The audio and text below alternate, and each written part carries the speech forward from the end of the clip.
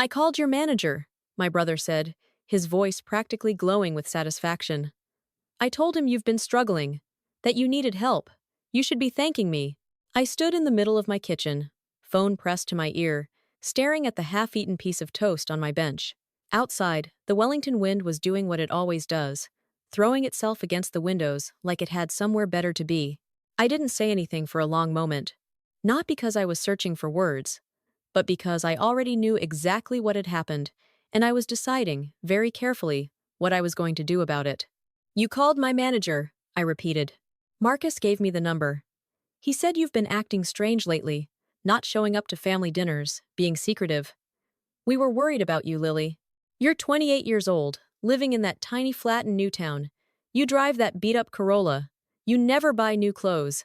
Mum cried last week. Did you know that? She actually cried.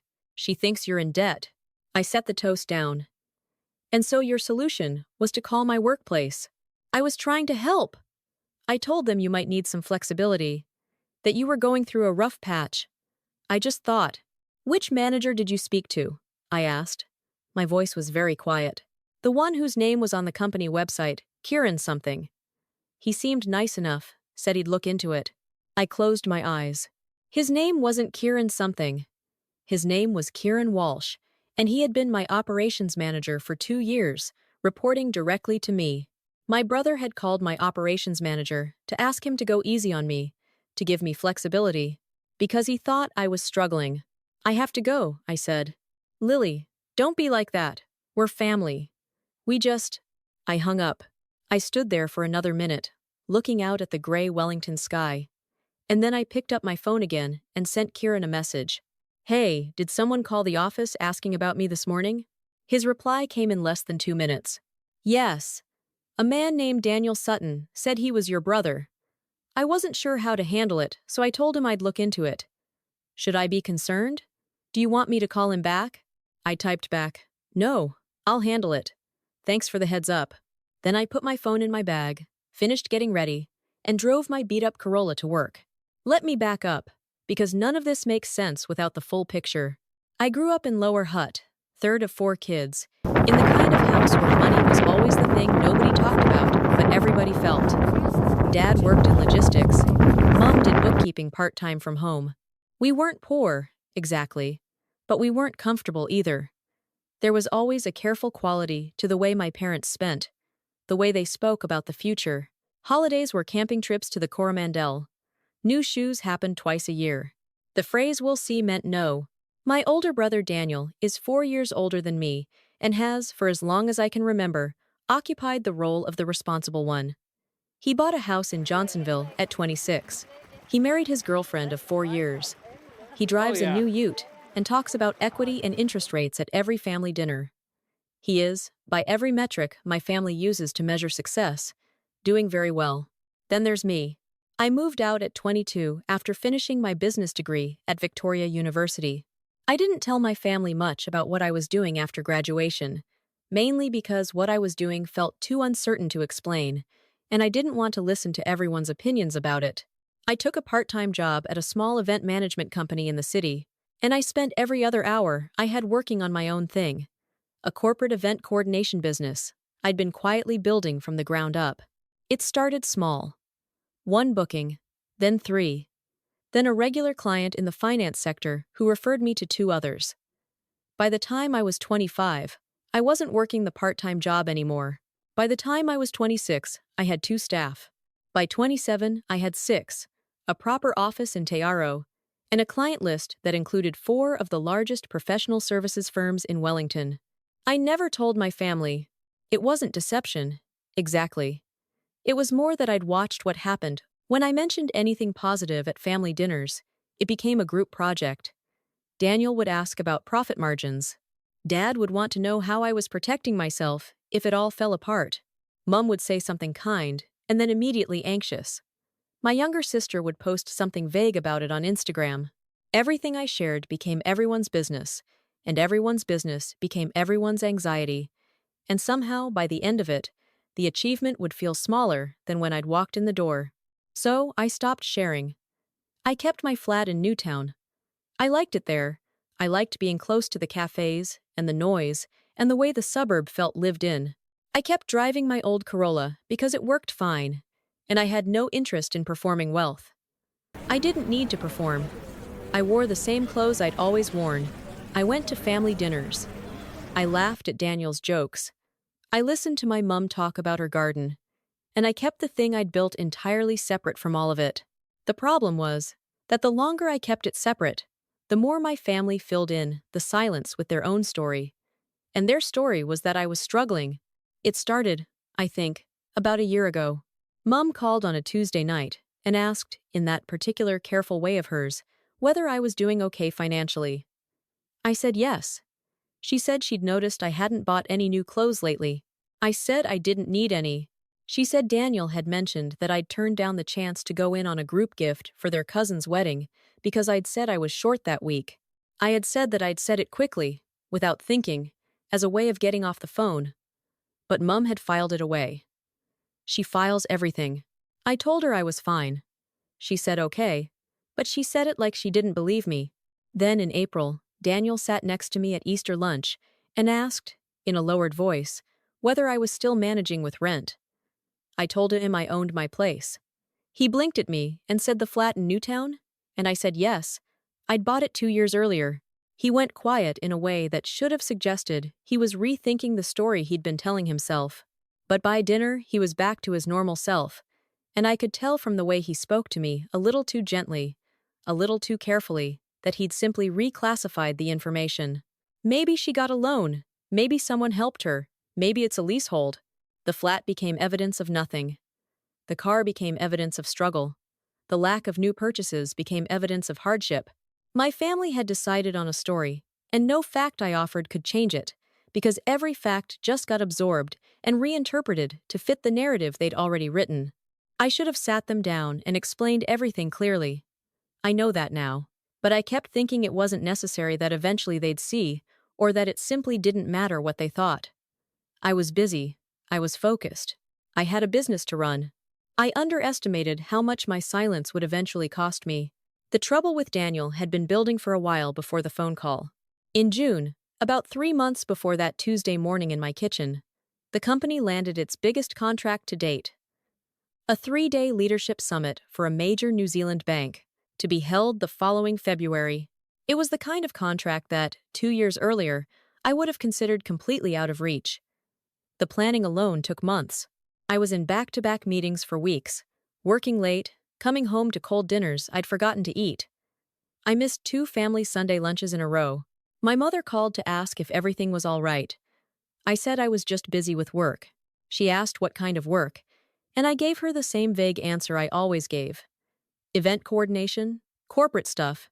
It's just a busy season, and she hummed in that way that meant she was storing the information for later. What I didn't know was that she'd mentioned it to Daniel, and Daniel, being Daniel, had apparently decided that busy with work plus missing family dinners plus still driving that old car added up to something worrying. He called Marcus, our cousin, who worked in HR at a different company, and the two of them apparently had quite a long conversation about me. Marcus, helpfully, had looked up my company's LinkedIn page. He'd found it, seen the name LH Event Co., and somehow failed to connect the initials LH with my name, Lily Harrington. He'd shown it to Daniel and said, "See, this is a real company. She's probably just a junior coordinator there or something." Daniel had taken that and run with it. By the time he called my workplace that Tuesday morning, he'd fully convinced himself that I was a junior staff member at someone else's company, probably on a modest salary, definitely stressed, and in need of his gentle older brother intervention. He'd found the company website, seen Kieran Walsh listed under operations, assumed Kieran was some kind of general manager, and called him to ask with great earnestness, and absolutely no idea what he was about to walk into, whether the company could please be understanding with his sister during this difficult time. Kieran, to his immense credit, had simply said he'd look into it, and ended the call. I drove to the office that morning with the radio on, listening to Morning Report the way I always do, and I thought about what I was going to do. The easy thing would have been to let it go. Kieran hadn't made it weird. My team didn't know. Daniel hadn't caused any actual damage. I could call him back, explain calmly that he'd made a mistake, and move on. But something about it sat wrong with me. Not the call itself. I understood why he'd done it, even if it made me want to put my head through the windscreen. But the accumulation of it. The years of careful looks. The lowered voices at family dinners. The way my mum sometimes pressed grocery bags into my hands at the end of visits, as if I might not have enough food at home. The way Daniel spoke to me like I was permanently on the edge of some kind of collapse. I had built something real. I had worked harder than I had ever worked in my life. I had made decisions, taken risks, lost sleep, and come out the other side with something I was genuinely proud of, and my family, who I loved, had looked at all of it and seen a girl who was barely holding it together. I parked the car. I sat for a moment. And then I went upstairs and did what I always do. I got on with it.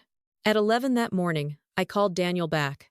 He answered on the second ring, already sounding apologetic, which told me someone had said something, probably Mum, who always knew when things were off before anyone said a word. I just want to understand, I said. What you were hoping to achieve. He sighed. I was worried about you. You've seemed stressed. You haven't been around.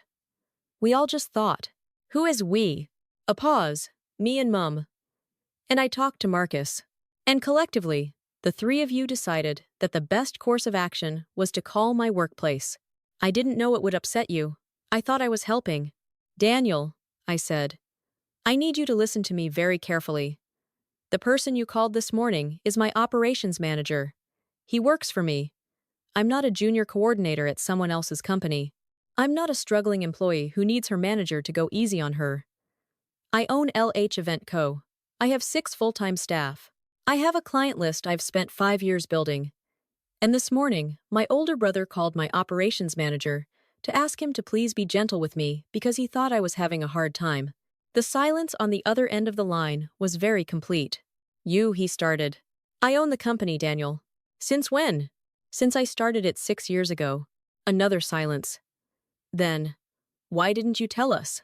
And here was the part I'd been thinking about all morning.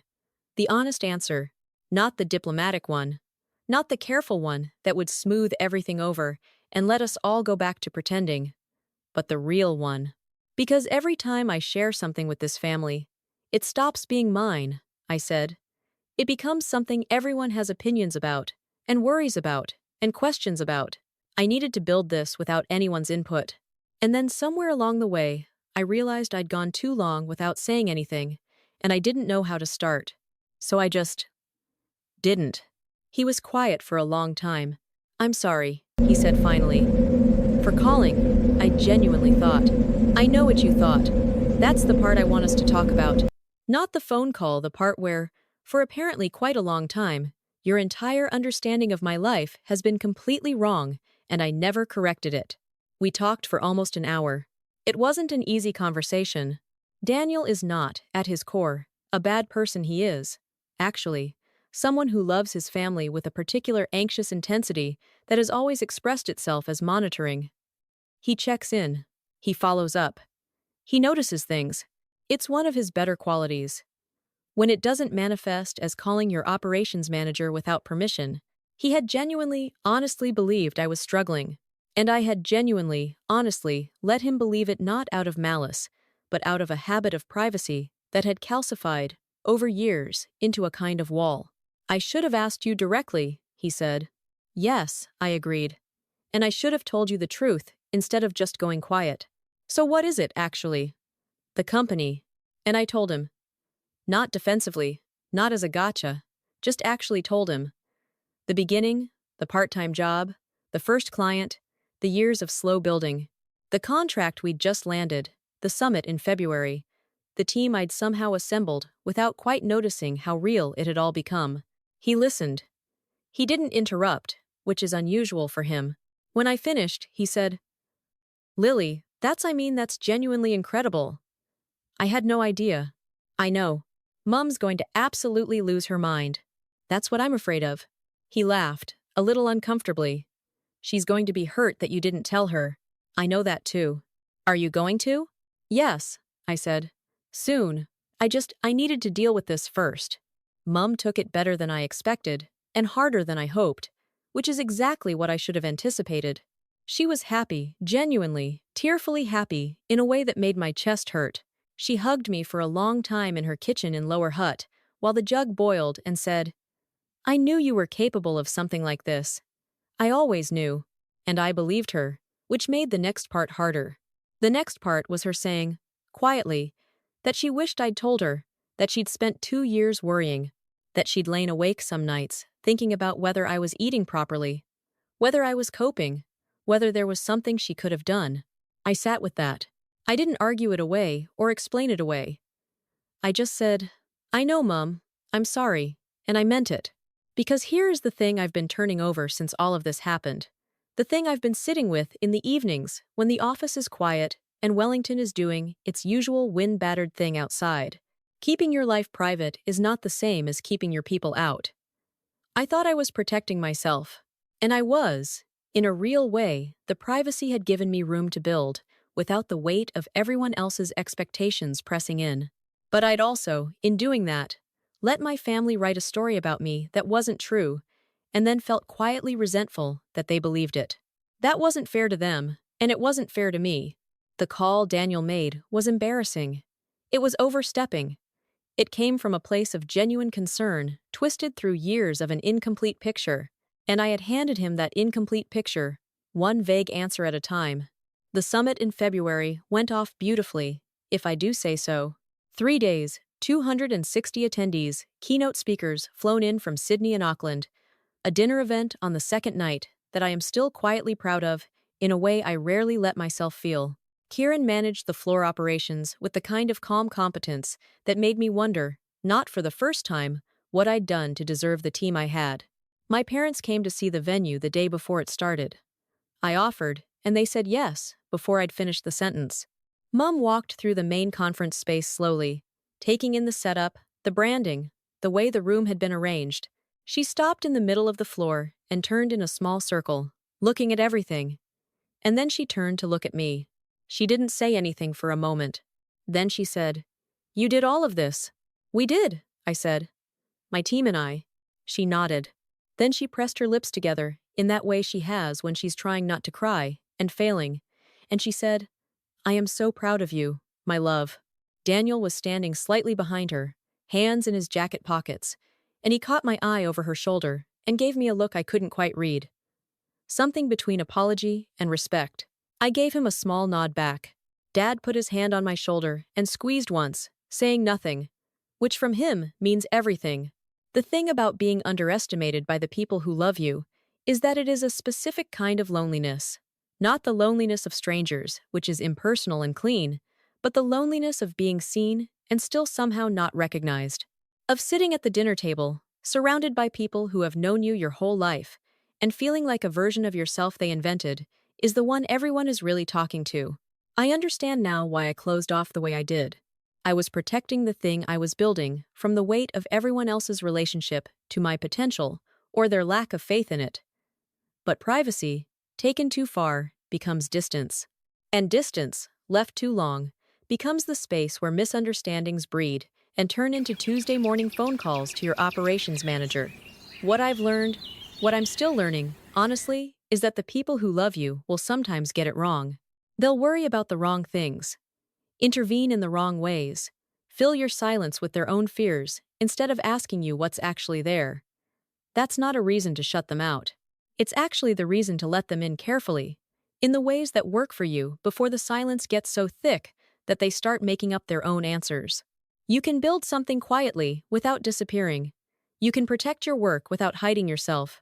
And sometimes, the people who called your operations manager in a fit of misguided concern are the same people who will stand in the middle of your biggest achievement and cry with pride if you give them the chance to get there. Boundaries exist to protect your peace, not to punish the people who crossed a line because they cared too much and knew too little. The difference matters. And if you're building something, anything, and the people around you don't see it yet, keep going. Not to prove them wrong, just because it's worth building. The proof has a way of showing up on its own, in its own time, usually in a room that you made, surrounded by people you chose, doing something that would have seemed impossible to the version of you who first started. The summit is over now. The feedback came back better than I'd hoped. We've already fielded 3 inquiries off the back of it. I drove home in my old Corolla on the last night, with the radio on and the Wellington Harbor lit up to my left, and I thought, this is exactly where I meant to be. That's enough. That has always been enough.